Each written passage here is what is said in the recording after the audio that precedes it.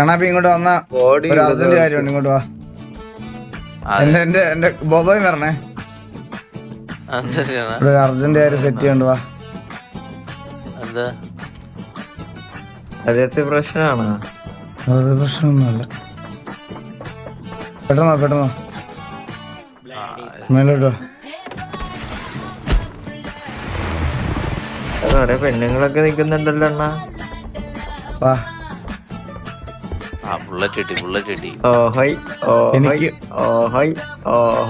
എനിക്ക് ഇതിലൊന്നും ഇടപെടാൻ ഒരു താല്പര്യമില്ല, കുഞ്ഞു കളിക്കാനൊന്നുമല്ല ഞാനിവിടെ.